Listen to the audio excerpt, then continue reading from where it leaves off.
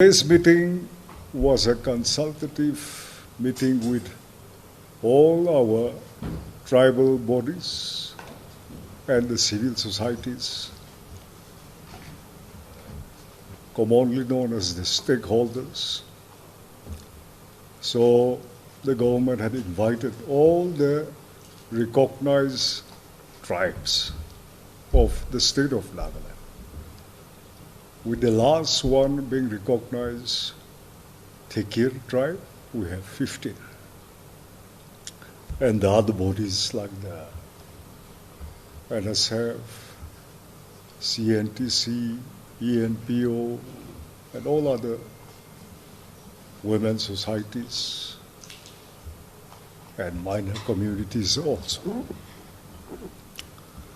It was broadly on the three subjects of oil and natural gas exploration and production, then the urban local bodies, and the register of indigenous inhabitants of Nagaland, along with the Village and Tribal Councils Act of 1978. So here, the government had presented extensively on the backgrounds of the oil exploration in the state since the early 70s up to the last attempt by the ONGC in Wokha district. The Department of Geology and Mining had dwelt at length. They also provided us a slideshow, made a PowerPoint presentation, which has given the correct picture of the mineral wealth, especially in the oil and natural gas sector. The legal battles which we have had, that what's exactly happening in the disturbed area belts and our prospects of being able to resolve or not being able to resolve.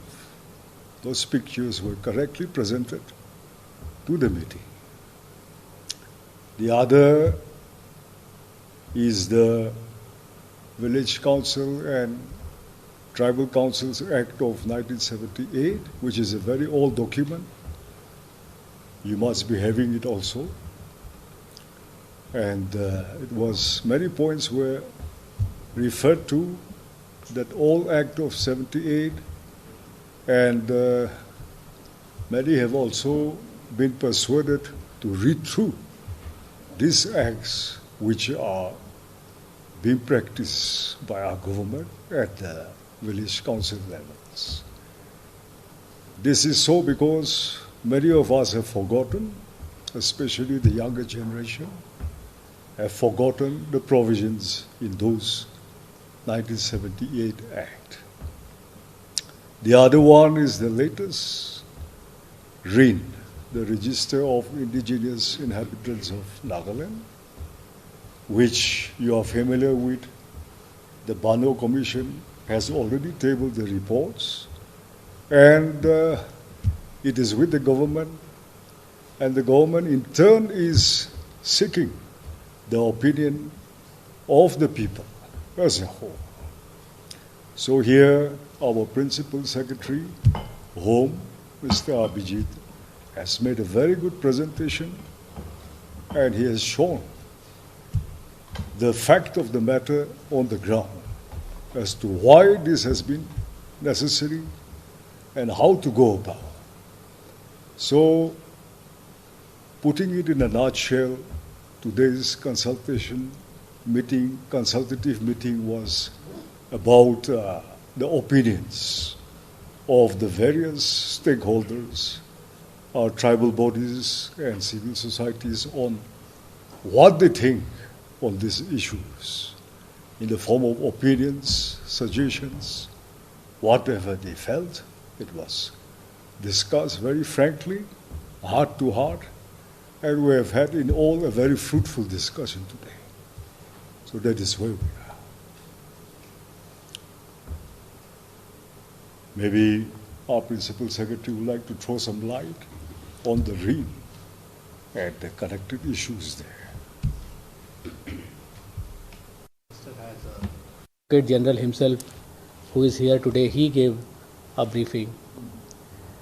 As regards RIIN and the Village and Tribal Councils Act, which the Home Department has given the briefing, the need arose because RIIN, as you all know, has been there for some time. A committee was constituted, it gave its recommendations. Then the recommendations were also further deliberated upon with the tribal bodies. So now those consultations are over, and we have almost finalized what is the next step that we are going to take about RIIN, and that is for our Indigenous Inhabit Certificate issuance. We are going to issue a notification, the draft notification we have, and who has to be given, that also has been shared many a time. It's only the persons of belonging to the 15 Naga tribes and the other 4 tribes, Kuki, Garo, Mikir, who also called Karbi and Kachari, and who are residents in Nagaland or settled in Nagaland before the statehood day.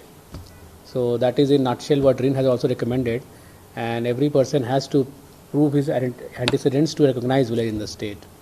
So in that way, this also has been shared with in today's meeting, and others, non-indigenous persons who have come before 1st December 1963, they will be eligible for PRC, that is Permanent Residence Certificate. So that is in a nutshell what RIIN has also recommended, and we are moving forward on that. And as regards Village and Tribal Councils Act, though the Act has been for a very long time, in fact before 1978 also the Act was in some other form, then it was repealed and a fresh Act was made. And Village Councils happen to be the most important customary bodies in Nagaland, and they have been there right since statehood, even before that. So this Act actually provides detailed provisions how to constitute and how to run, but keeping intact their customary nature if you read the Act. So there was a general feeling that many of the provisions, though it is very clear, somehow because of it not being read properly or people not being aware, sometimes the decisions are getting taken in such a manner which is weakening the traditional nature of these bodies. Like the councils have to be constituted in a customary manner as per the customary practices in a village. And the first, if you see one of the early, the section is there. Then only the indigenous inhabitants can be the members. This we put in the Act last year.